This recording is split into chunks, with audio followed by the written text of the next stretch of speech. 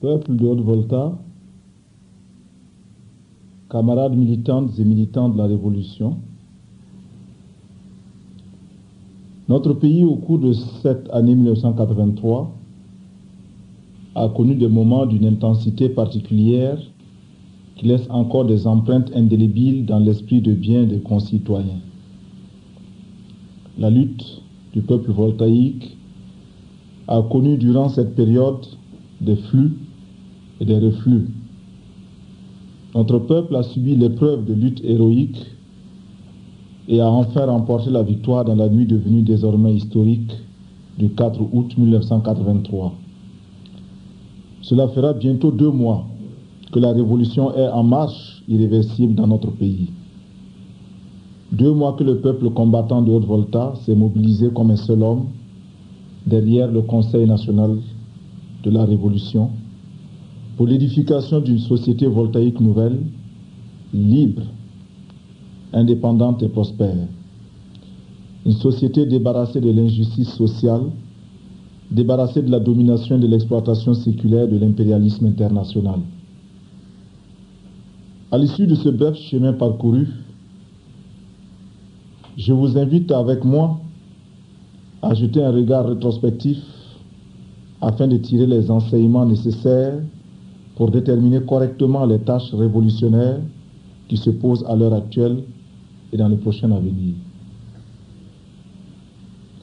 En nous dotant d'une claire perception de la marche des événements, nous nous fortifions davantage dans notre lutte contre l'impérialisme et les forces sociales réactionnaires.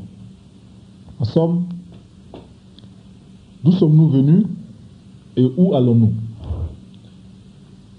Ce sont là des questions de l'heure qui exigent de nous une réponse claire et résolue, sans équivoque aucune, si nous voulons marcher hardiment vers de plus grandes et de plus éclatantes victoires. La révolution d'août est l'aboutissement de la lutte du peuple voltaïque. Le triomphe de la révolution d'août n'est pas seulement le résultat du coup de force révolutionnaire imposé à l'alliance sacro-sainte réactionnaire du 17 mai 1983. Il est l'aboutissement de la lutte du peuple voltaïque sur ses ennemis de toujours. C'est une victoire sur l'impérialisme international et ses alliés nationaux. Une victoire sur les forces rétrogrades, obscurantistes et ténébreuses. Une victoire sur tous les ennemis du peuple qui ont tramé complots et intrigues sur son dos.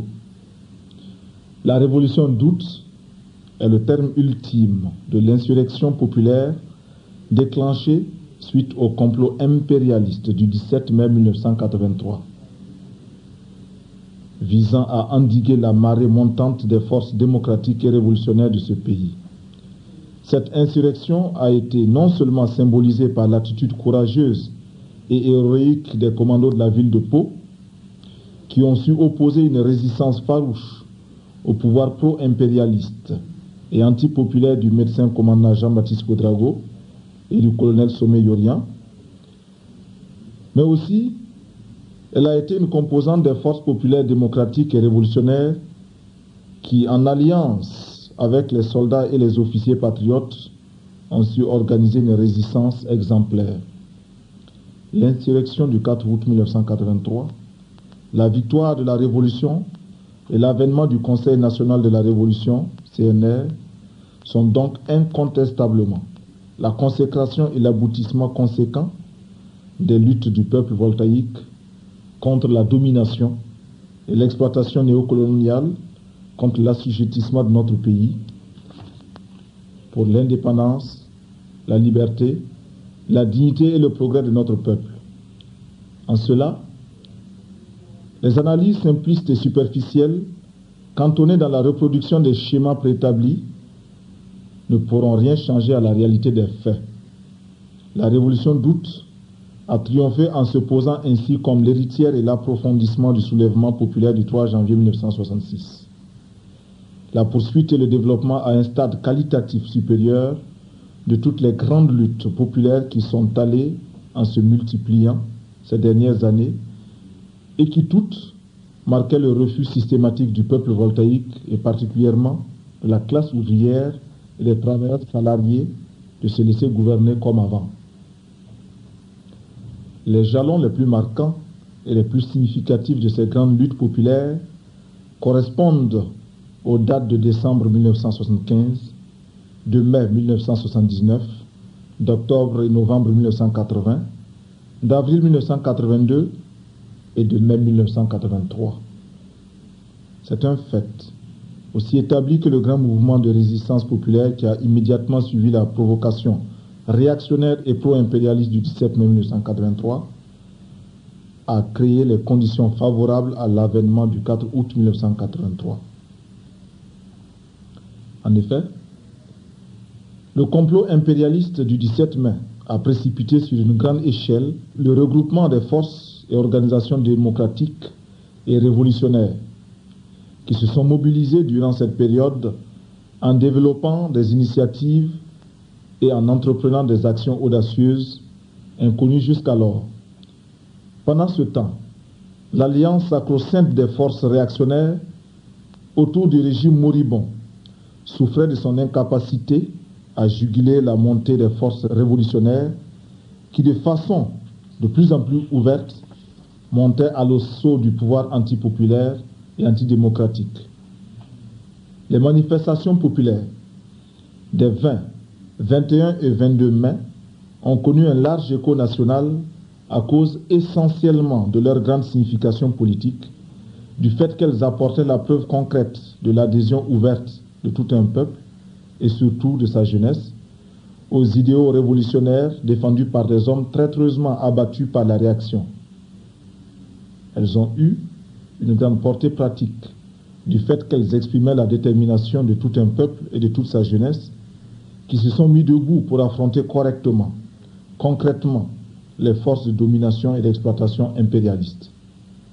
Ce fut la démonstration la plus patente de la vérité selon laquelle, quand le peuple se met debout, l'impérialisme et les forces sociales qui lui sont alliées tremblent. L'histoire et le processus de conscientisation politique des masses populaires suivent un cheminement dialectique qui échappe à la logique réactionnaire. C'est pourquoi les événements du mois de mai 1983 ont grandement contribué à l'accélération du processus de clarification politique dans notre pays, atteignant ainsi un degré tel que les masses populaires dans leur ensemble ont accompli un saut qualitatif important dans la compréhension de la situation. Les événements du 17 mai ont contribué grandement à ouvrir les yeux du peuple voltaïque et l'impérialisme dans son système d'oppression et d'exploitation leur est apparu sous un éclat brutal et cruel. Il y a des journées qui renferment en eux des enseignements d'une richesse incomparable à celle d'une décennie entière. Au cours de ces journées, le peuple apprend avec une rapidité inouïe et une profondeur d'esprit telle que 1000 journées d'études ne sont rien à côté d'elle. Les événements du mois de mai 1983 ont permis au peuple voltaïque de mieux connaître ses ennemis. Ainsi, dorénavant, en Haute-Volta, tout le monde sait qui est avec qui et contre qui fait quoi et pourquoi. Ce genre de situation qui constitue le prélude à de grands bouleversements a contribué à mettre à nu l'exacerbation des contradictions de classe de la société voltaïque. La révolution d'août arrive par conséquent comme la solution des contradictions sociales qui ne pouvaient désormais être étouffées par des solutions de compromis. L'adhésion enthousiaste des larges masses populaires à la Révolution d'août est la traduction concrète de l'espoir immense que le peuple voltaïque fonde sur l'avènement du CNR, pour qu'enfin puisse être réalisée la satisfaction de leurs aspirations profondes à la démocratie, à la liberté et à l'indépendance, au progrès véritable, à la restauration de la dignité et de la grandeur de notre patrie que 23 années de régime néocolonial ont singulièrement bafoué. L'héritage de 23 années de néocolonisation. L'avènement du CNR, le 4 août 1983, et l'instauration d'un pouvoir révolutionnaire en Haute-Volta, depuis cette date, ont ouvert une page glorieuse dans les annales de l'histoire de notre peuple et de notre pays. Cependant, lourd et pesant est l'héritage que nous lèguent 23 années d'exploitation et de domination impérialiste. Dure et ardue sera notre tâche d'édification d'une société nouvelle, d'une société débarrassée de tous les maux qui maintiennent notre pays dans une situation de pauvreté et d'arriération économique et culturelle.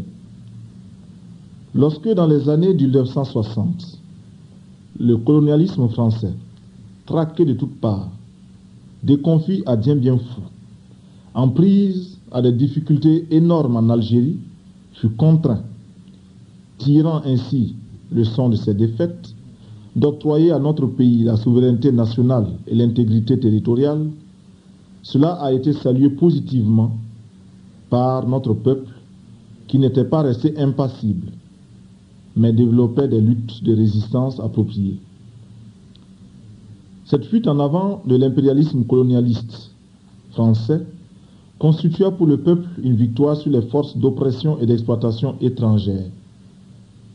Du point de vue des masses populaires, ce fut une réforme démocratique, tandis que du point de vue de l'impérialisme, ce fut une mutation opérée dans les formes de la domination et de l'exploitation de notre peuple. Cette mutation a abouti cependant à une redisposition des classes et couches sociales et à l'établissement de nouvelles classes. En alliance avec les forces rétrogrades de la société traditionnelle, la petite bourgeoisie intellectuelle de l'époque, dans un mépris total des classes fondamentales qui lui avaient servi de tremplin pour son accession au pouvoir, entreprit d'organiser des fondements politiques et économiques de nouvelles formes de la domination et de l'exploitation impérialiste.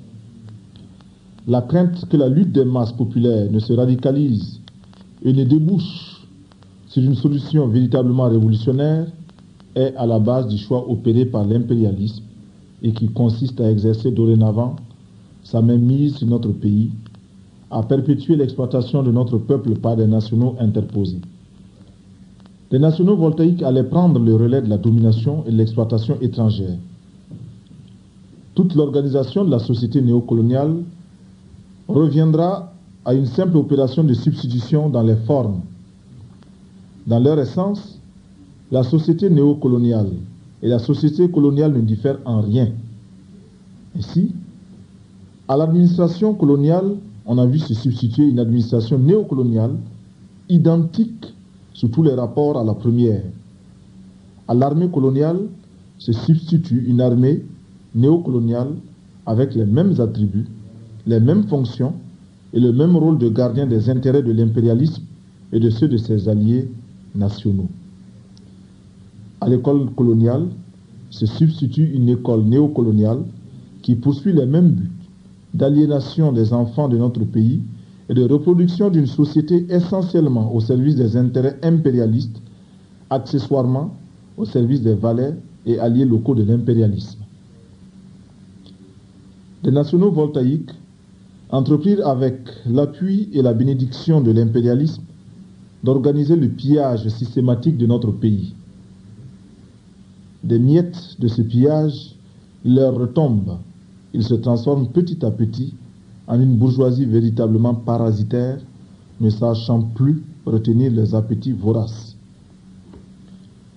Mus par leurs seuls intérêts égoïstes, Ils ne reculeront désormais plus devant les moyens les plus malhonnêtes, développant à grande échelle la corruption, le détournement des deniers et de la chose publique, les trafics d'influence et la spéculation immobilière, pratiquant le favoritisme et le népotisme. Ainsi s'expliquent toutes les richesses matérielles et financières qu'ils ont pu accumuler sur le dos du peuple travailleur. Et non contents de vivre sur les rentes fabuleuses qu'ils tirent de l'exploitation éhontée de leurs biens mal acquis, ils jouent des pieds et des mains pour s'accaparer des responsabilités politiques qui leur permettront d'utiliser l'appareil étatique au profit de leur exploitation et de leur gabegie. Une année entière ne se passe pas sans qu'ils se payent de grasses vacances à l'étranger. Leurs enfants désertent les écoles du pays pour un enseignement de prestige dans d'autres pays. À la moindre petite maladie, tous les moyens de l'État sont mobilisés pour leur assurer des soins coûteux dans les hôpitaux de luxe des pays étrangers. Tout cela se déroule sous les yeux d'un peuple voltaïque laborieux, courageux et honnête, mais qui croupit dans la misère la plus crasse. Si pour la minorité des riches, la Haute-Volta constitue un paradis, pour cette majorité que constitue le peuple, elle est un enfer à peine supportable. Dans cette grande majorité, les salariés, malgré le fait qu'ils sont assurés d'un revenu régulier, subissent contraintes et pièges de la société de consommation du capitalisme. Tout leur salaire se voit consommé avant même qu'il n'ait été touché. Et le cercle vicieux se poursuit sans fin, sans aucune perspective de rupture. Au sein de leurs syndicats respectifs, les salariés engagent des luttes revendicatives pour l'amélioration de leurs conditions de vie. L'ampleur de ces luttes contraint quelquefois les pouvoirs néocoloniaux en place à lâcher du lest. Mais ils ne donnent d'une main que pour récupérer aussitôt de l'autre. Ainsi, on annonce avec grand tapage une augmentation de 10% sur les salaires pour immédiatement prendre des mesures d'imposition qui annulent les effets bénéfiques attendus de la première mesure. Les travailleurs, après 5, 6, 7 mois, finissent toujours par se rendre compte de la supercherie et se mobilisent pour de nouvelles luttes. 7 mois, c'est plus qu'il ne faut aux réactionnaires au pouvoir pour reprendre du souffle et élaborer d'autres stratagèmes. Dans cette lutte sans fin, le travailleur en sort toujours perdant. Au sein de cette grande majorité, il y a ces damnés de la terre, ces paysans que l'on exproprie, que l'on spolie, que l'on moleste, que l'on emprisonne, que l'on bafoue et que l'on humilie chaque jour et qui cependant sont de ceux dont le travail est créateur de richesses.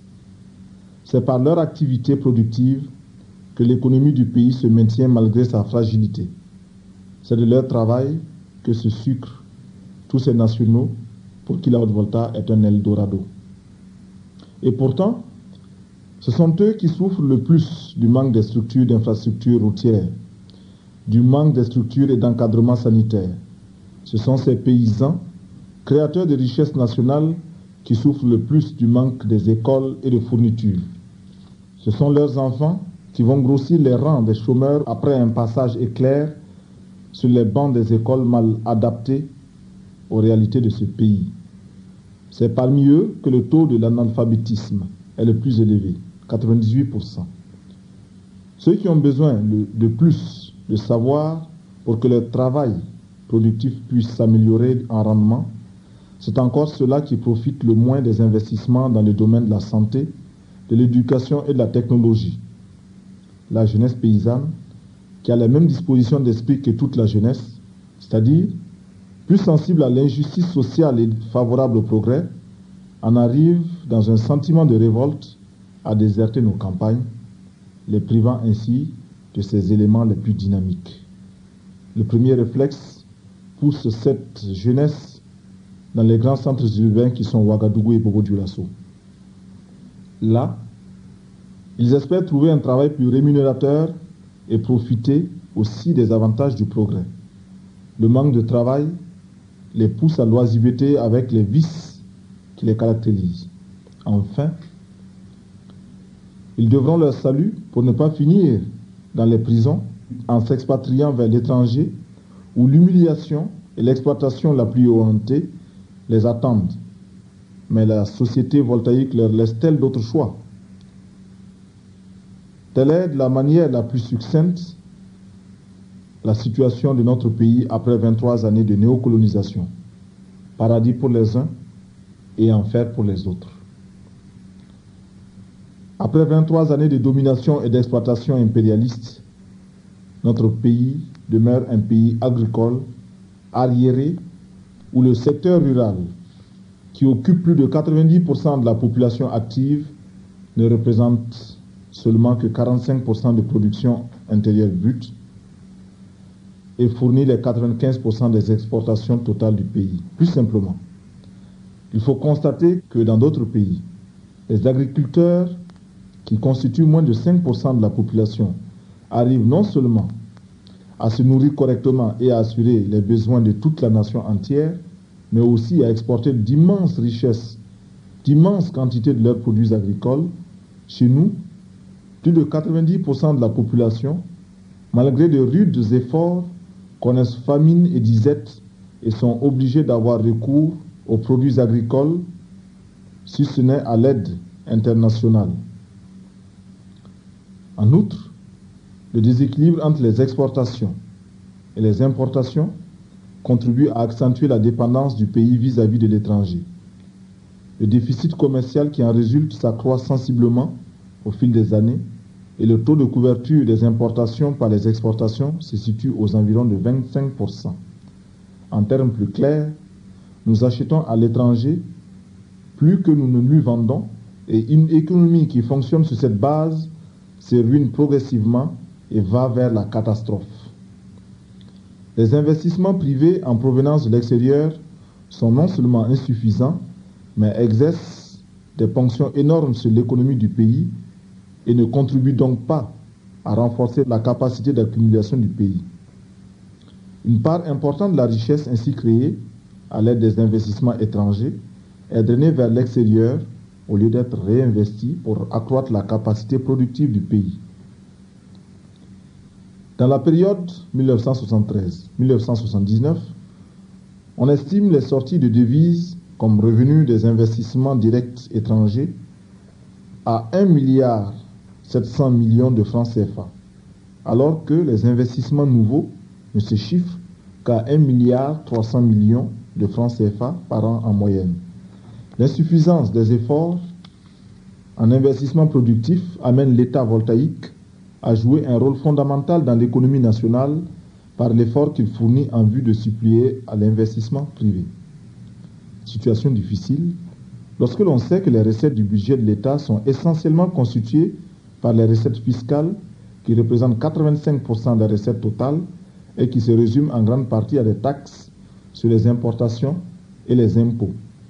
Les recettes de l'État financent, outre l'effort d'investissement national, les dépenses de l'État dont 70% servent à payer les salaires des fonctionnaires et à assurer le fonctionnement des services administratifs. Que peut-il en rester alors pour les investissements sociaux et culturels? Dans le domaine de l'éducation, notre pays se situe parmi les pays les plus retardataires avec un taux de scolarisation de 16,4% et un taux d'analphabétisme qui s'élève à 92% en moyenne. C'est dire que sur 100 voltaïques, à peine 8 seulement savent lire et écrire en quelque langue que ce soit. Sur le plan sanitaire, le taux de morbidité et de mortalité sont des plus élevés dans la sous-région en raison de la prolifération des maladies transmissibles et des carences nutritionnelles. Comment d'ailleurs éviter une telle situation catastrophique lorsque l'on sait que chez nous, on ne compte qu'un lit d'hôpital pour 1200 habitants et un médecin pour 48 000 habitants. Ces quelques éléments suffisent à eux seuls pour illustrer l'héritage que nous laissent 23 années de néocolonisation, 23 années de politique de totale démission nationale. Cette situation, parmi les plus désolantes, ne peut laisser dans l'indifférence aucun voltaïque qui aime et honore son pays.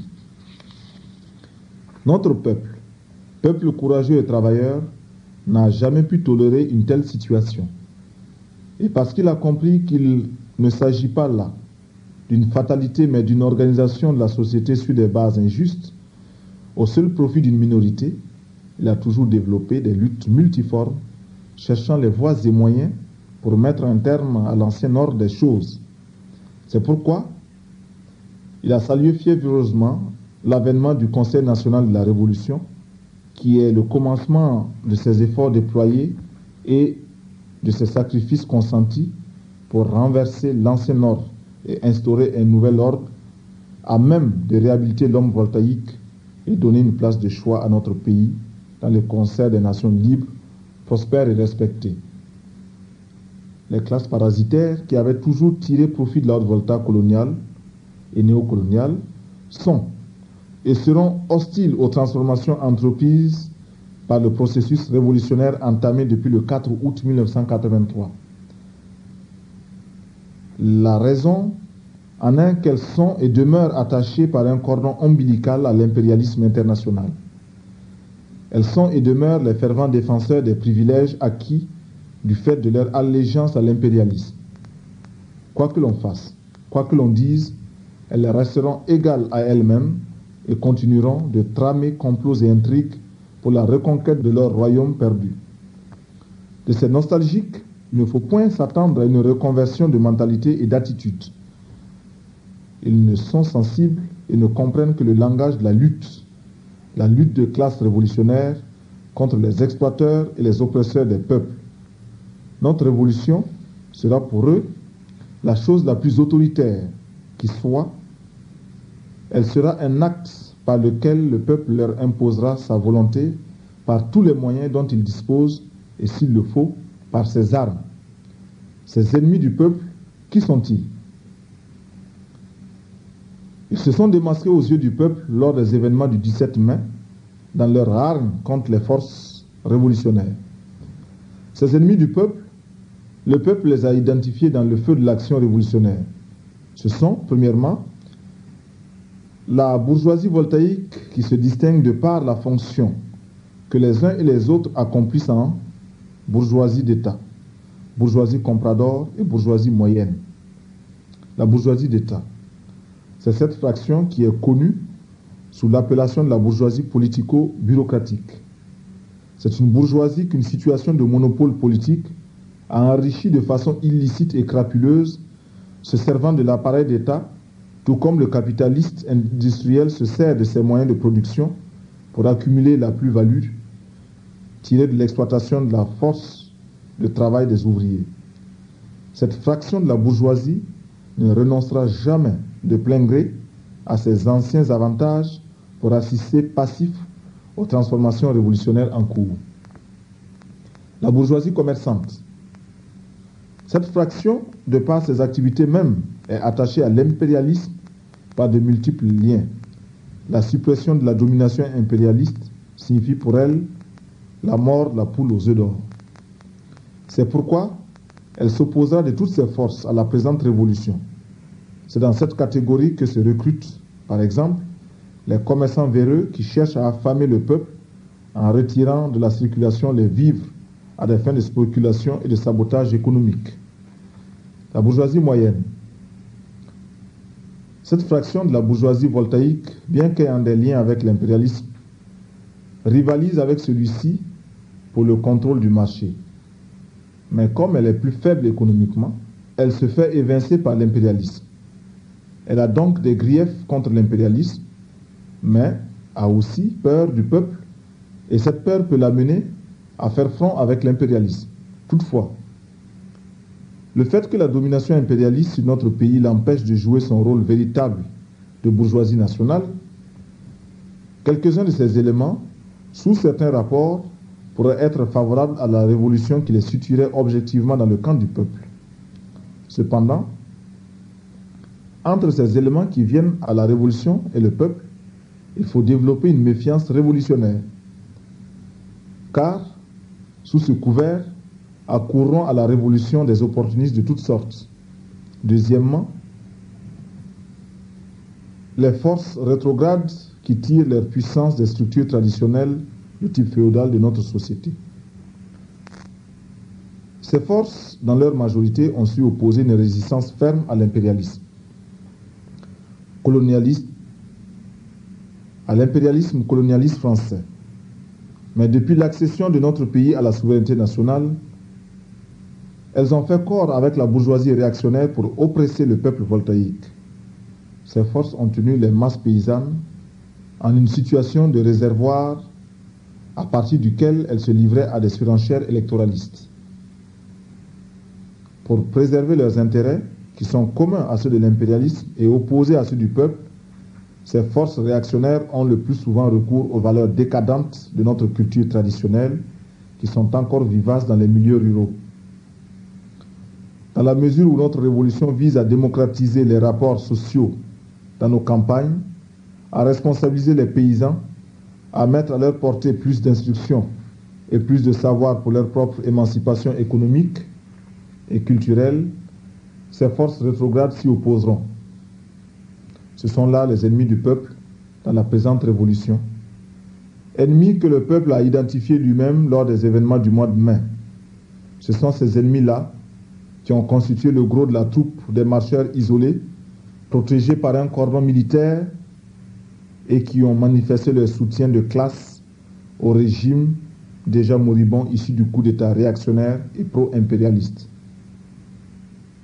En dehors des classes de couches sociales réactionnaires et anti-révolutionnaires, ci-dessus énumérées, le reste de la population constitue le peuple voltaïque, un peuple qui tient la domination et l'exploitation impérialiste en abomination et qui n'a cessé de le manifester dans la lutte concrète de tous les jours contre les différents régimes néocoloniaux. Ce peuple, dans la présente révolution, regroupe, premièrement, la classe ouvrière voltaïque, jeune et peu nombreuse, mais qui a su faire la preuve dans ses luttes incessantes contre le patronat qu'elle est une classe véritablement révolutionnaire. Dans la révolution présente, c'est une classe qui a tout à gagner et rien à perdre. Elle n'a pas de moyens de production à perdre. Elle n'a pas de parcelle de propriété à défendre dans le cadre de l'ancienne société néocoloniale. Par contre, elle est convaincue que la révolution est son affaire, car elle en sortira grandie et fortifiée. La petite bourgeoisie, deuxièmement, qui constitue une vaste couche sociale très instable et qui hésite très souvent entre la cause des masses populaires et celle de l'impérialisme. Dans sa grande majorité, elle finit toujours par se ranger du côté des masses populaires. Elle comprend les éléments les plus divers, parmi lesquels les petits commerçants, les intellectuels petits bourgeois, fonctionnaires, étudiants, élèves, employés du secteur privé, les artisans. Troisièmement, la paysannerie. La paysannerie voltaïque, dans sa grande majorité, constitue de petits paysans, attachés à la propriété parcellaire du fait de la désintégration progressive de la propriété collective depuis l'introduction du mode de production capitaliste dans notre pays. Les rapports marchands dissolvent de plus en plus les liens communautaires et à leur place s'instaure la propriété privée des moyens de production. Dans cette nouvelle situation ainsi créée par la pénétration du capitalisme dans nos campagnes, le paysan voltaïque qui se trouve lié à la petite production incarne des rapports bourgeois de production. Aussi, au vu de toutes ces contradictions, de ces considérations, la paysannerie voltaïque est partie intégrante de la catégorie de la petite bourgeoisie. De par le passé et de par sa situation présente, elle est la couche sociale qui a payé le plus de tribut à la domination et à l'exploitation impérialiste. La situation d'arriération économique et culturelle qui caractérise nos campagnes l'a tenu longtemps à l'écart des grands courants de progrès et de modernisation, se contentant du rôle de réservoir des partis politiques réactionnaires. Cependant, elle a intérêt à la révolution et en est, du point de vue du nombre, la force principale. Quatrièmement, le lumpen prolétariat. C'est cette catégorie d'éléments déclassés qui, du fait de leur situation de sans-travail, sont prédisposés à être à la solde des forces réactionnaires et contre-révolutionnaires pour l'exécution de leurs sales besognes. Dans la mesure où la révolution saura les convertir en les occupant utilement, ils pourront être de fervents défenseurs. Le caractère et la portée de la révolution d'août. Les révolutions qui surviennent de par le monde ne se ressemblent point. Chaque révolution apporte son originalité qui la distingue des autres. Notre révolution, la révolution d'août, n'échappe pas à cette constatation.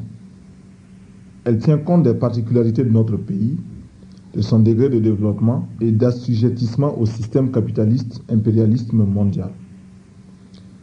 Notre révolution est une révolution qui se déroule dans un pays agricole, arriéré, où le poids des traditions et de l'idéologie sécrétée par une organisation sociale de type féodal pèse énormément sur les masses populaires.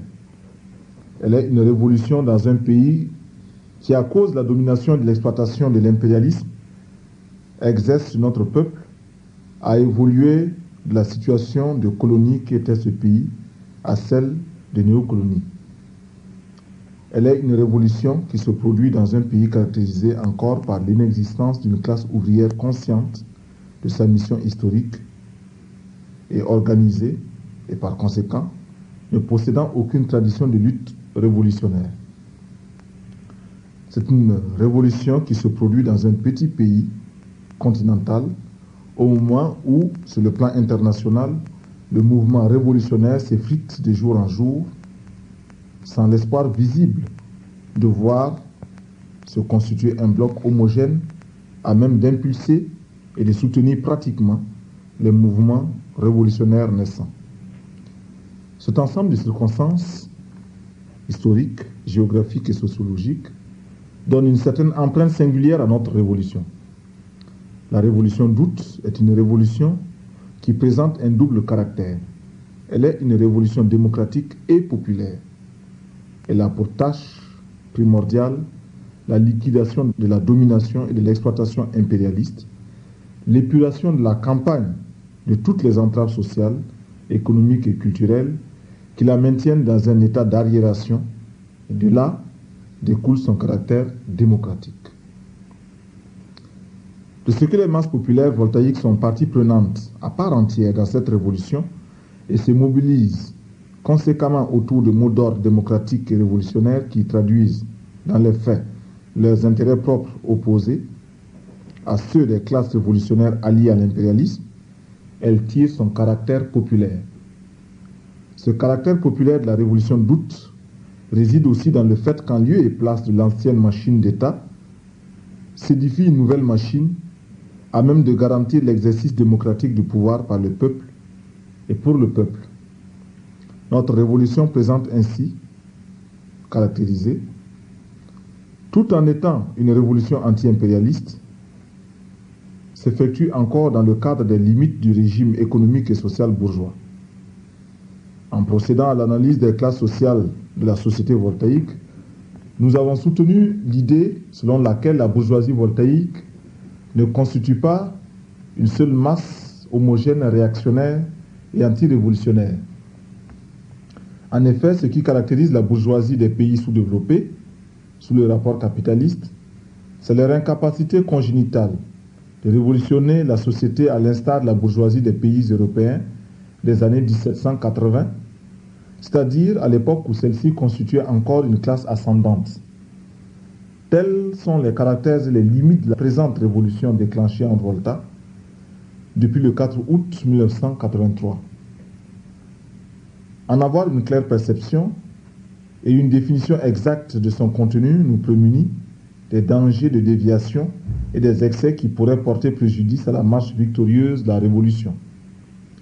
Que tous ceux qui ont pris fait et cause pour la révolution d'août se pénètrent de la ligne directrice ainsi dégagée en vue de pouvoir assumer leur rôle révolutionnaire, conscient et en véritable propagandiste, intrépides et infatigables, en face d'une diffusion au sein des masses. Il ne suffit plus de se dire révolutionnaire. Il faut, en plus, se pénétrer la signification profonde de la révolution dont on est le fervent défenseur. C'est le meilleur moyen de mieux la défendre contre les attaques et les défigurations que les contre-révolutionnaires ne manqueront pas de lui opposer. Savoir lier la théorie révolutionnaire à la pratique révolutionnaire sera le critère décisif permettant désormais de distinguer les révolutionnaires conséquents de tous ceux qui accourent à la révolution, mus par des mobiles étrangers à la cause révolutionnaire. De la souveraineté du peuple dans l'exercice du pouvoir révolutionnaire. Un des traits distinctifs de la révolution d'août, avons-nous dit, et qui lui confère son caractère populaire, c'est qu'elle est le mouvement de l'immense majorité au profit de l'immense majorité. C'est une révolution faite par les masses populaires voltaïques elles-mêmes, avec leurs mots d'ordre et leurs aspirations. L'objectif de cette révolution consiste à faire assurer le pouvoir par le peuple.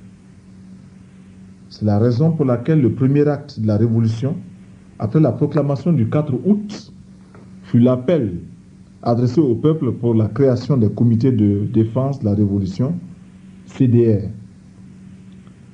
Le CNR a la conviction que pour que cette révolution soit véritablement populaire, elle devra procéder à la destruction de la machine d'État néocoloniale et organiser une nouvelle machine capable de garantir la souveraineté du peuple.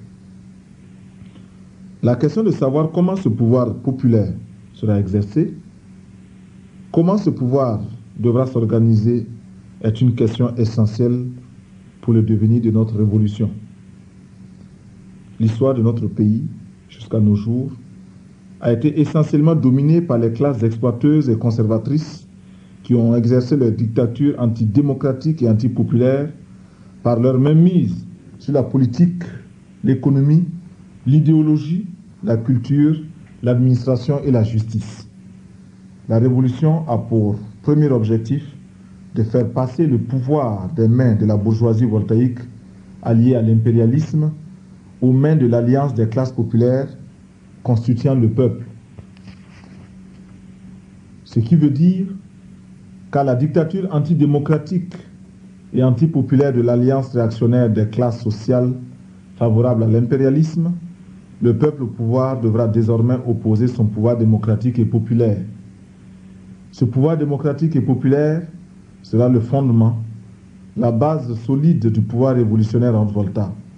Elle aura pour tâche primordiale la reconversion totale de toute la machine d'État avec ses lois, son administration, ses tribunaux, sa police, son armée, qui avait été façonnée pour servir et défendre les intérêts égoïstes des classes et couches sociales réactionnaires.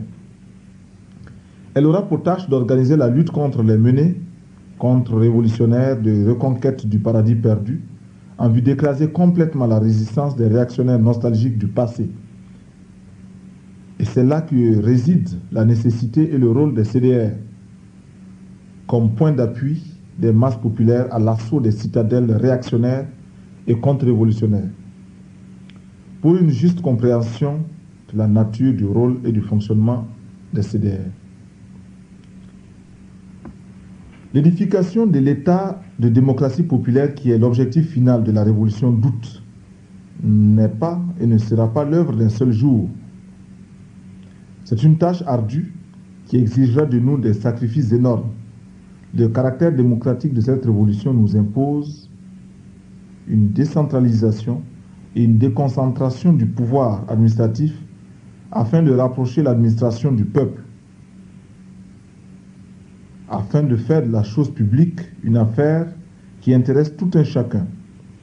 Dans cette œuvre immense de longue haleine, nous avons entrepris de remodeler la carte administrative du pays pour une plus grande efficacité. Nous avons aussi entrepris de renouveler la direction des services administratifs dans un sens plus révolutionnaire. En même temps, nous avons dégagé des fonctionnaires et militaires qui, pour des raisons diverses, ne peuvent suivre la cadence de la présente révolution. Il nous reste beaucoup à faire et nous en sommes conscients. Le Conseil national de la Révolution, qui est dans le processus révolutionnaire déclenché depuis le 4 août, le pouvoir de conception, de direction et de contrôle de la vie nationale, tant sur le plan politique, économique et social, se doit d'avoir des instances locales dans les divers secteurs de la vie nationale. Et c'est là que réside le sens profond de la création des CDR, qui sont les représentants du pouvoir révolutionnaire dans les villages, les quartiers de ville, les lieux de travail. Les CDR constituent l'organisation authentique du peuple dans l'exercice du pouvoir révolutionnaire. C'est l'instrument que le peuple s'est forgé pour se rendre véritablement souverain de son destin et étendre de ce fait son contrôle dans tous les domaines de la société.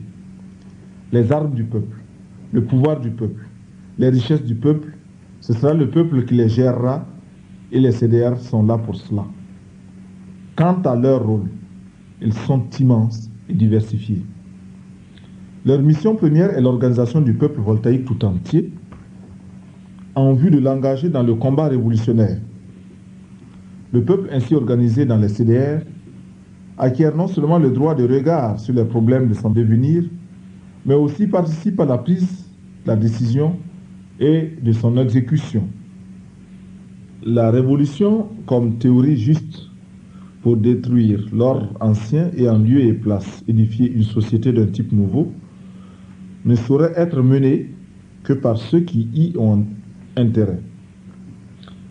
Les CDR sont alors les détachements d'assaut qui s'attaqueront à tous les foyers de résistance.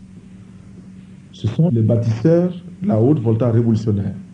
Ce sont les levains qui devront porter la révolution dans toutes les provinces, tous nos villages, tous les services publics et privés, tous les foyers, tous les milieux. Pour ce faire, les militants révolutionnaires au sein des CDR doivent rivaliser d'ardeur dans leurs tâches primordiales suivantes. Premièrement,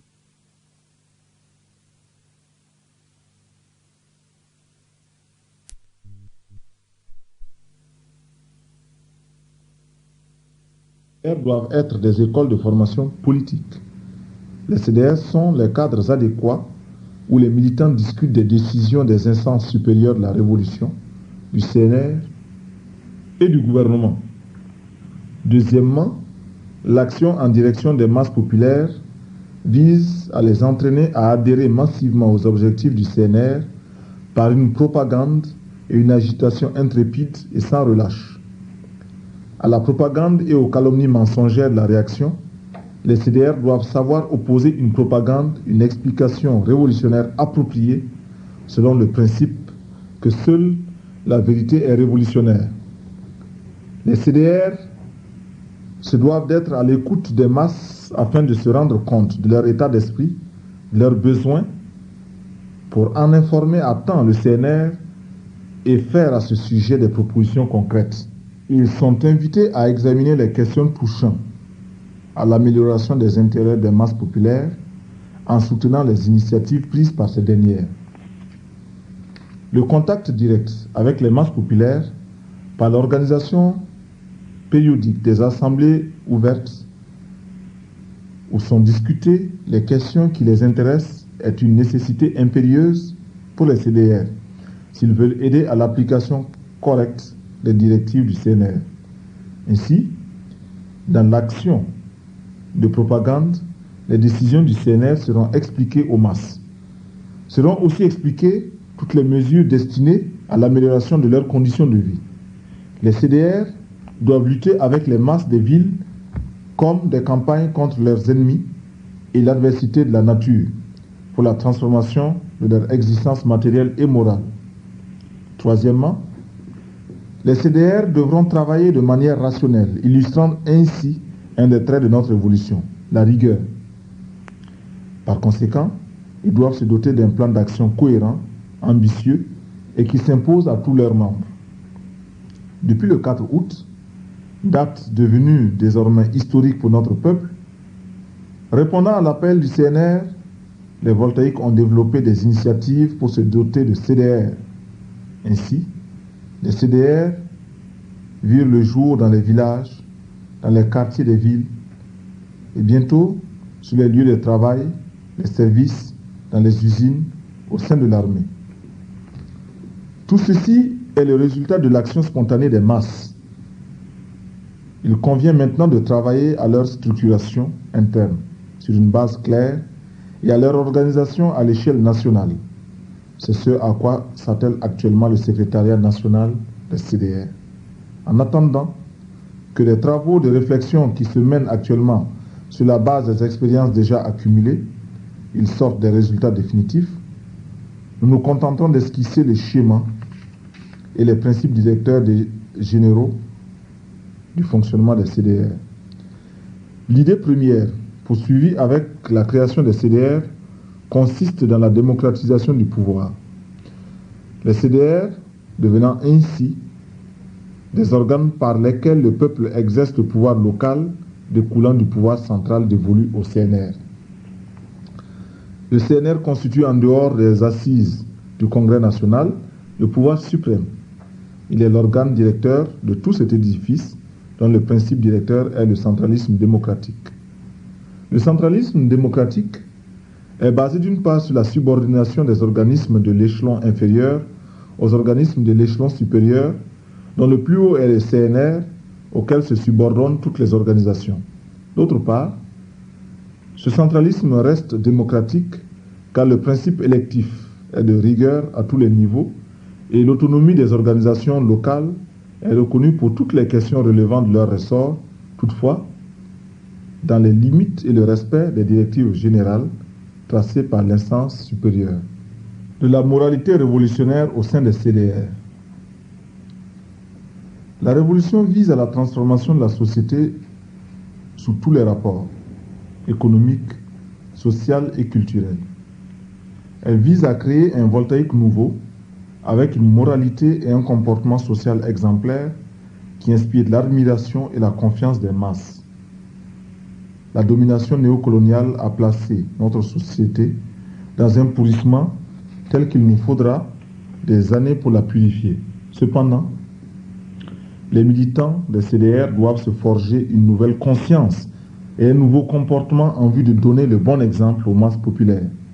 En faisant la révolution, nous devons veiller à notre propre transformation qualitative. Sans une transformation qualitative de ceux-là même qui sont censés être les artisans de la révolution, il est pratiquement impossible de créer une société nouvelle débarrassée de la corruption, du vol, du mensonge et de l'individualisme de façon générale. Nous devons nous efforcer de faire concorder nos actes à nos paroles, surveiller notre comportement social afin de ne pas prêter le flanc aux attaques des contre-révolutionnaires qui sont à l'affût. Avoir continuellement à l'esprit que l'intérêt des masses populaires prime sur l'intérêt personnel nous fortifiera de tout égarement. L'activisme de certains militants, caressant le rêve contre-révolutionnaire d'amasser des biens et des profits par le biais des CDR, doit être dénoncé et combattu. Le végétariat doit être éliminé. Plus vite ces insuffisances seront combattus, mieux cela vaudra pour la révolution. Le révolutionnaire, de notre point de vue, c'est celui qui sait être modeste tout en étant des plus déterminés dans les tâches à lui confiées. Il s'en acquitte sans vantardise et n'attend aucune récompense. Ces derniers temps, nous constatons que des éléments qui ont pris part activement à la révolution et qui s'attendaient pour ce faire à ce que leur soient réservés des traitements privilégiés, des honneurs, des postes importants, se livrent par dépit à un travail de sape parce qu'ils n'ont pas eu gain de cause.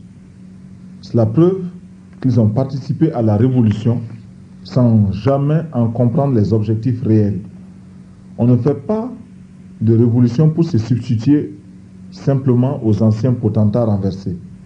On ne participe pas à la révolution sous une motivation vindicative, animée par l'envie d'une situation avantageuse. Ôte-toi de là que je m'y mette.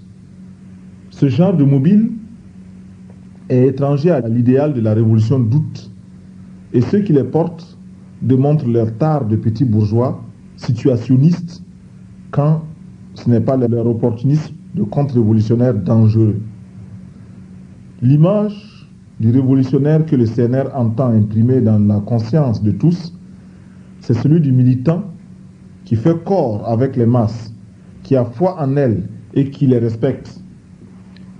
Il se départit de toute attitude de mépris vis-à-vis d'elles et ne les considère pas en maîtres à qui elles doivent obéissance et soumission. Au contraire, il se met à leur école, les écoute attentivement et fait attention à leurs avis.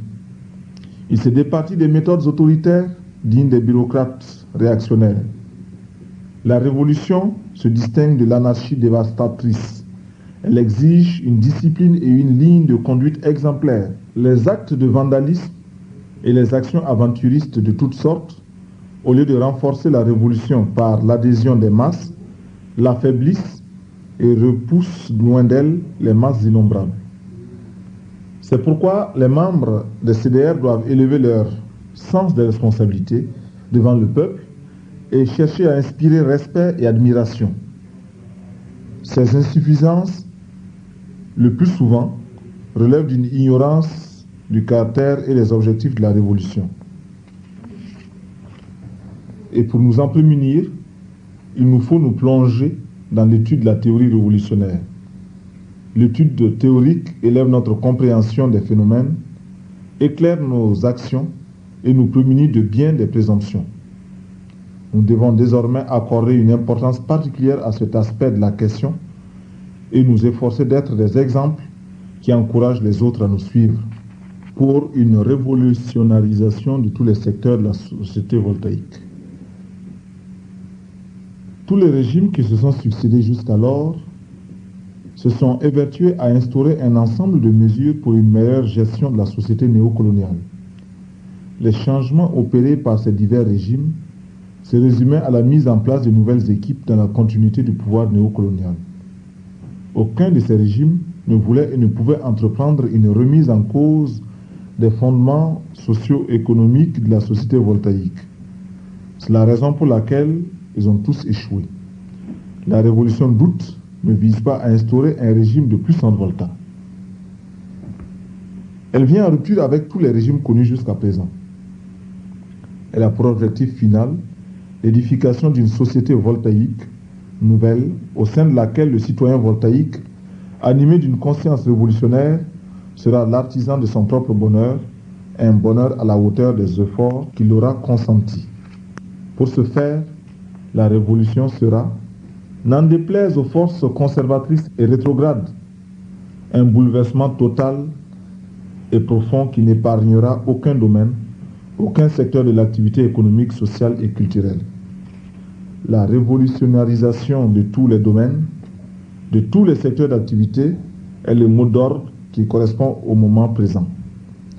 Fort de la ligne directrice ainsi dégagée, chaque citoyen, à quelque niveau qu'il se trouve, doit entreprendre de révolutionner son secteur d'activité.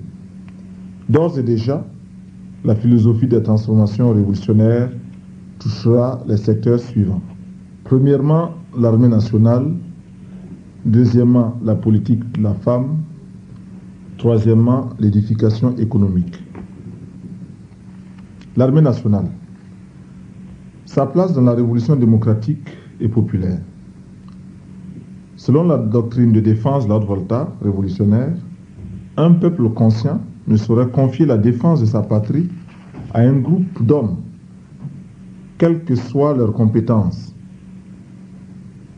Les peuples conscients assument eux-mêmes la défense de leur patrie.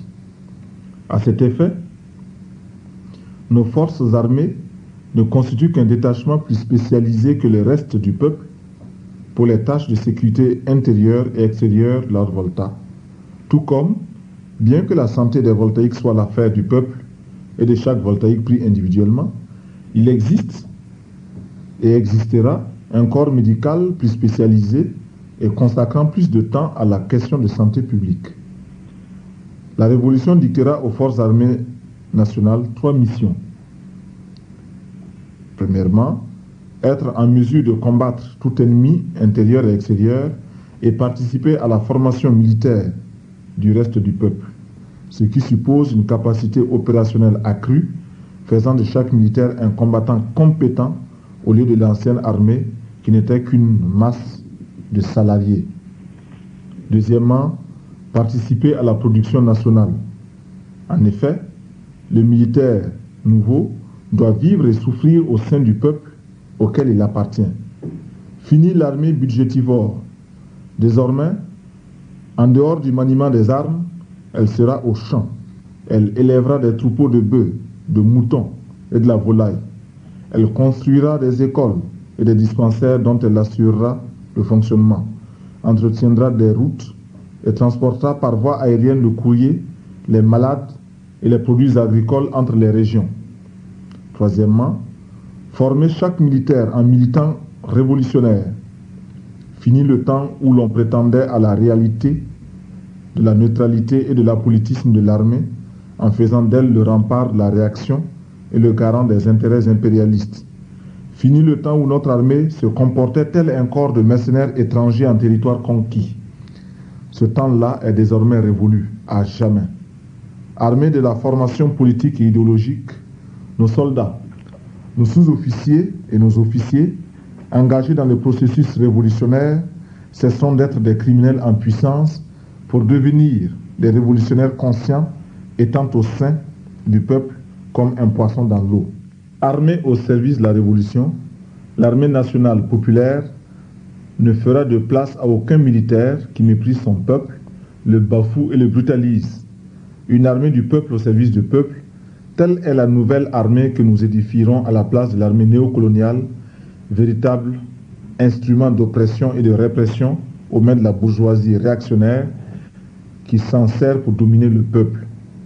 Une telle armée, du point de vue même de son organisation interne et de ses principes de fonctionnement, sera fondamentalement différente de l'ancienne armée.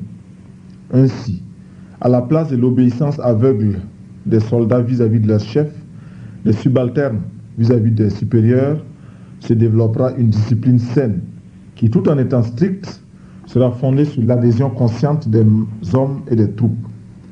Contrairement au point de vue des officiers réactionnaires, animés par l'esprit colonial, la politisation de l'armée, sa révolutionnarisation, ne signifie pas la fin de la discipline. La discipline, dans une armée politisée, aura un contenu nouveau. Elle sera une discipline qui trouve sa force dans le fait que l'officier et le soldat, le gradé et le non gradé, se valent quant à la dignité humaine et ne diffèrent les uns des autres que par leurs tâches concrètes et leurs responsabilités respectives. Fort d'une telle compréhension des rapports entre les hommes, les cadres militaires doivent respecter leurs hommes, les aimer et les traiter avec équité. Ici aussi, les CDR ont un rôle fondamental à jouer. Les militants CDR au sein de l'armée devront être les pionniers infatigables de l'édification de l'armée nationale populaire, de l'État démocratique et populaire, dont les tâches essentielles seront, sur le plan intérieur, la défense des droits et des intérêts du peuple, le maintien de l'ordre révolutionnaire et la sauvegarde du pouvoir démocratique et populaire. Sur le plan extérieur, la défense de l'intégrité territoriale. Grand 2, la femme voltaïque, son rôle dans la révolution démocratique et populaire. Le poids des traditions séculaires de notre société voue la femme au rang de bête de somme. Tous les fléaux de la société néocoloniale, la femme les subit doublement. Premièrement, elle connaît les mêmes souffrances que l'homme. Deuxièmement, elle subit de la part de l'homme d'autres souffrances. Notre révolution intéresse tous les opprimés, tous ceux qui sont exploités dans la société actuelle. Elle intéresse par conséquent la femme, car le fondement de sa domination par l'homme se trouve dans le système d'organisation de la vie politique et économique de la société. La révolution, en changeant l'ordre social qui opprime la femme, crée les conditions de son émancipation véritable. Les femmes et les hommes de notre société sont tous victimes de l'oppression et de la domination impérialiste. C'est pourquoi ils mènent le même combat. La révolution et la libération de la femme vont de pair. Et ce n'est pas un acte de charité ou un élan d'humanisme que de parler de l'émancipation de la femme. C'est une nécessité fondamentale pour le triomphe de la révolution. Les femmes portent sur elles l'autre moitié du ciel. Créer une nouvelle mentalité chez la femme voltaïque qui lui permettent d'assumer le destin du pays aux côtés de l'homme est une des tâches primordiales de la révolution. Il en est de même de la transformation à apporter dans les attitudes de l'homme vis-à-vis de la femme. Jusqu'à présent, la femme a été exclue des sphères de décision. La révolution, en responsabilisant la femme, crée les conditions pour libérer l'initiative combattante des femmes. Le CNR, dans sa politique révolutionnaire, travaillera à la mobilisation, à l'organisation et à l'union de toutes les forces vives de la nation, et la femme ne sera pas en reste. Elle sera associée à tous les combats que nous aurons à entreprendre contre les diverses entraves de la société néocoloniale et pour l'édification d'une société nouvelle. Elle sera associée à tous les niveaux de conception, de décision et d'exécution dans l'organisation de la vie de la nation entière. Le but final de toute cette entreprise grandiose, c'est de construire une société libre et prospère où la femme sera l'égale de l'homme dans tous les domaines. Cependant, il convient d'avoir une juste compréhension de la question de l'émancipation de la femme. Elle n'est pas une égalité mécanique entre l'homme et la femme. Acquérir les habitudes reconnues à l'homme, boire, fumer, porter des pantalons, ce n'est pas cela l'émancipation de la femme. Ce n'est pas non plus l'acquisition du diplôme qui rendra la femme égale à l'homme ou plus émancipée. Le diplôme n'est pas un laissez-passer pour l'émancipation. La vraie émancipation de la femme, c'est celle qui responsabilise la femme, qui l'associe aux activités productives, aux différents combats auxquels est confronté le peuple. La vraie émancipation de la femme, c'est celle qui force de l'homme le respect et la considération. L'émancipation, tout comme la liberté, ne s'octroie pas. Elle se conquiert, et il incombe aux femmes elles-mêmes d'avancer leurs revendications et de se mobiliser pour les faire aboutir. En cela, la révolution démocratique et populaire créera les conditions nécessaires pour permettre à la femme voltaïque de se réaliser pleinement et entièrement. Car, serait-il possible de liquider le système d'exploitation en maintenant exploiter ces femmes qui constituent plus de la moitié de notre société? Une économie nationale indépendante, autosuffisante et planifiée au service d'une société démocratique et populaire. Le processus des transformations révolutionnaires entreprises depuis le 4 août met à l'ordre du jour de grandes réformes démocratiques et populaires. Ainsi,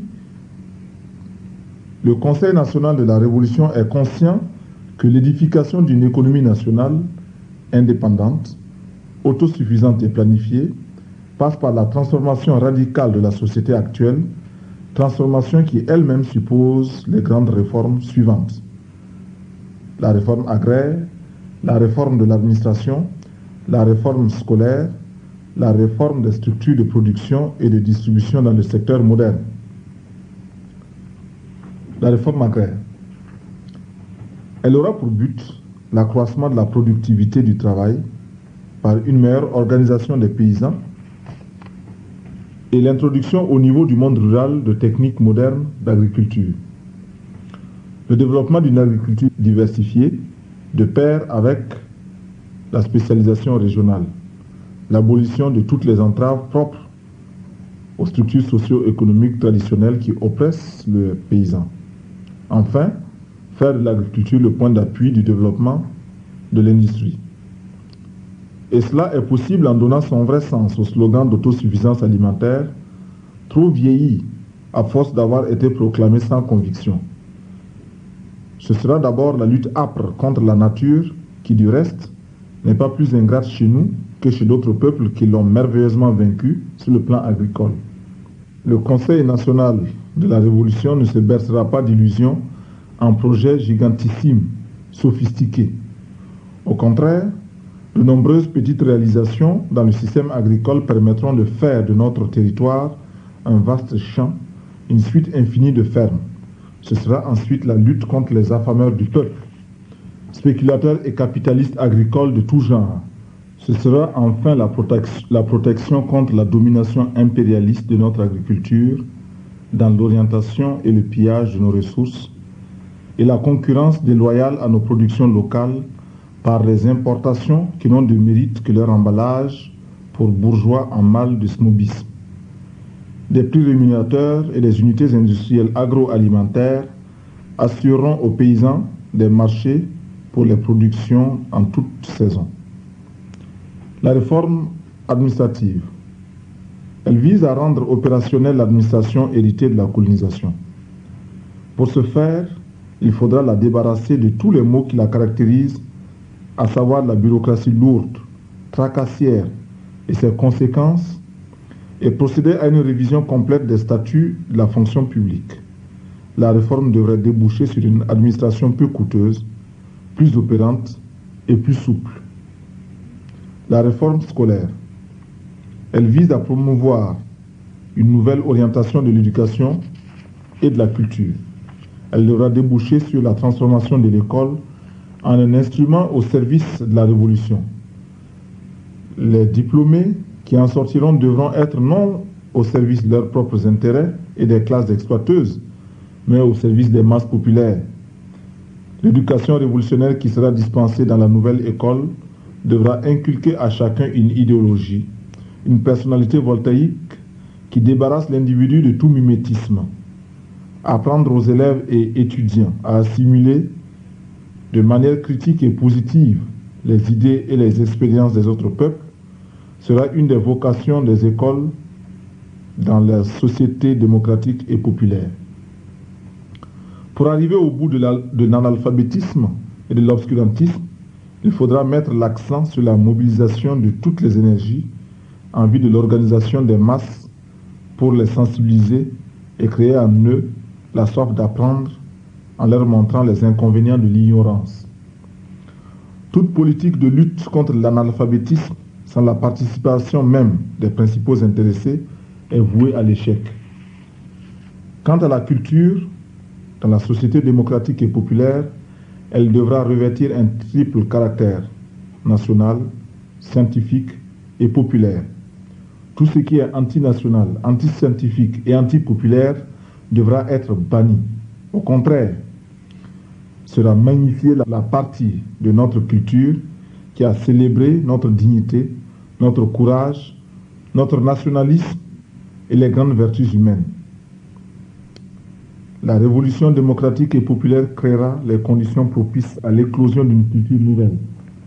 Nos artistes auront les coudées franches pour aller hardiment de l'avant. Ils devront saisir l'occasion qui se présente à eux pour hausser notre culture au niveau mondial. Que les écrivains mettent leurs plumes au service de la révolution. Que les musiciens chantent non seulement le passé glorieux de notre peuple, mais aussi son avenir radieux et prometteur. La révolution attend de nos artistes qu'ils sachent décrire la réalité, en faire des images vivantes, les exprimer en notes mélodieuses, tout en indiquant à notre peuple la voie juste, conduisant vers un avenir meilleur. Elle attend d'eux qu'ils mettent leur génie créateur au service d'une culture voltaïque, nationale, scientifique et populaire. Il faut savoir penser ce qu'il y a de bon dans le passé, c'est-à-dire dans nos traditions, ce qu'il y a de positif dans les cultures étrangères pour donner une dimension nouvelle à notre culture. La source inépuisable pour l'inspiration créatrice des masses se trouve dans les masses populaires. Savoir vivre avec les masses, s'engager dans les mouvements populaires, partager les joies et les souffrances du peuple, travailler et lutter avec lui devrait constituer les préoccupations majeures de nos artistes. Avant de produire, se poser la question: à qui destinons-nous notre création? Si nous avons la conviction que c'est pour le peuple que nous créons, alors nous devons savoir clairement ce qu'est le peuple, quelles sont ses composantes, quelles sont ses aspirations profondes. La réforme dans les structures de production et de distribution de notre économie.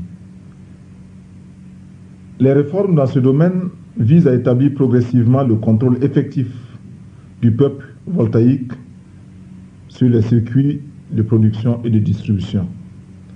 Car, sans une véritable maîtrise de ces circuits, il est pratiquement impossible d'édifier une économie indépendante au service du peuple. Peuple de Haute-Volta. Camarades militantes et militants de la révolution voltaïque, les besoins de notre peuple sont immenses. La satisfaction de ces besoins nécessite des transformations révolutionnaires à entreprendre dans tous les domaines.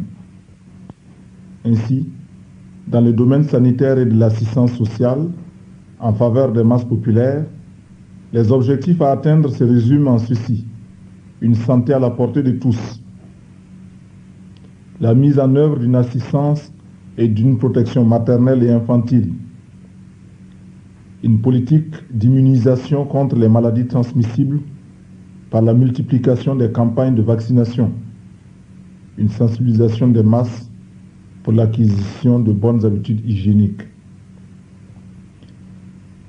Tous ces objectifs ne peuvent être atteints sans l'engagement conscient des masses populaires elles-mêmes dans le combat sous l'orientation révolutionnaire des services de santé. Dans le domaine de l'habitat, domaine d'une importance cruciale, il nous faudra entreprendre une politique vigoureuse pour mettre fin aux spéculations immobilières, à l'exploitation des travailleurs par l'établissement de taux de loyer excessifs. Des mesures importantes devront être prises dans ce domaine pour établir des loyers raisonnables. Procéder au lotissement rapide de quartiers, développer sur une grande échelle la construction de maisons d'habitation modernes en nombre suffisant et accessibles aux travailleurs. Une des préoccupations essentielles du CNR, c'est l'union des différentes nationalités que compte la Haute-Volta dans la lutte commune contre les ennemis de notre révolution. Il existe en effet dans notre pays une multitude d'ethnies se distinguant les unes des autres par leur langue et leurs coutumes. C'est l'ensemble de ces ethnies qui forment la nation voltaïque. L'impérialisme, dans sa politique de diviser pour régner, s'est évertué à exacerber les contradictions entre elles pour les dresser les unes contre les autres. La politique du CNR visera à l'union de ces différentes nationalités pour qu'elles vivent dans l'égalité et jouissent des mêmes chances de réussite.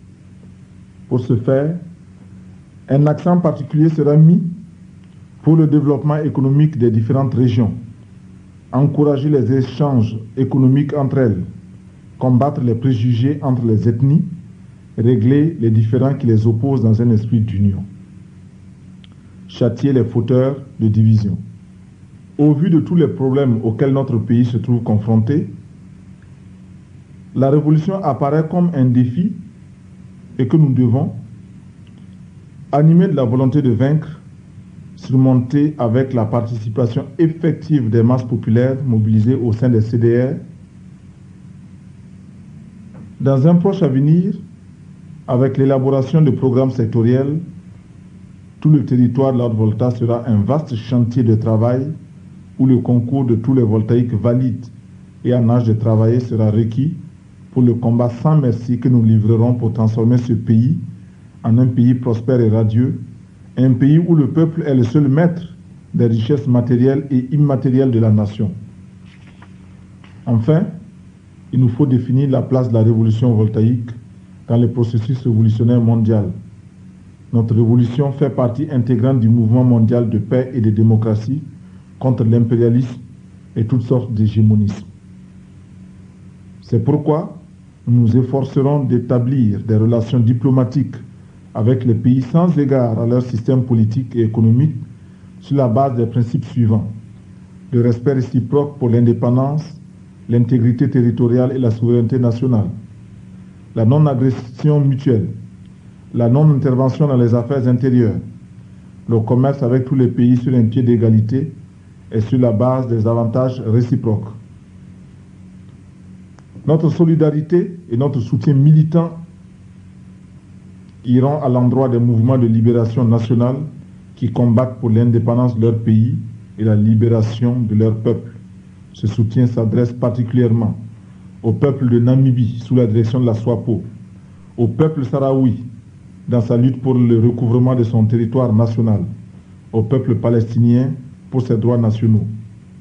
Dans notre lutte, les pays africains anti-impérialistes sont nos alliés objectifs. le rapprochement avec ces pays est rendu nécessaire vis-à-vis des regroupements néocoloniaux qui s'opèrent sur notre continent. Vive la révolution démocratique et populaire, vive le Conseil national de la Révolution, la patrie ou la mort, nous vaincrons.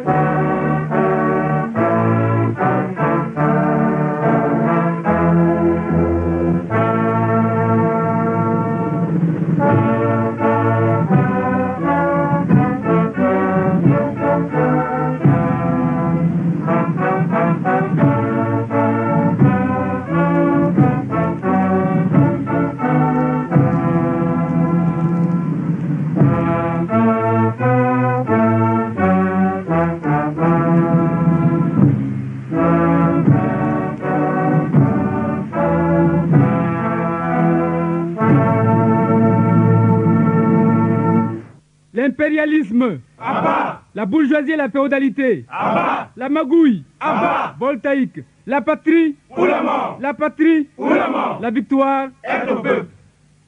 Peuple de Golgotha, comme un seul homme, lève-toi et marche. L'heure de la révolution a sonné. Dis non à l'impérialisme, à ses vallées, à l'exploitation, à l'oppression. Retrouve ta fierté et ta dignité. Tous mobilisés, mobilisés. CNR, en avant, en avant. CDR, en avant. La patrie ou la mort, en avant nous vaincrons. Tous mobilisés, mobilisés. CNR, en avant. CDR, en avant. La patrie ou la mort, en avant nous vaincrons. Peuple de Golgotha, engage-toi sans aucune réserve pour bâtir une nation de demain. Combat et anéantir tes ennemis, militants sincères et convaincus, recherche le bonheur dans la liberté.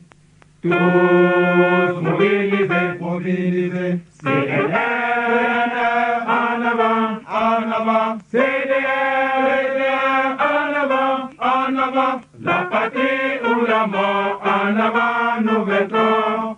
Tous mobilisés, mobilisés. CNR,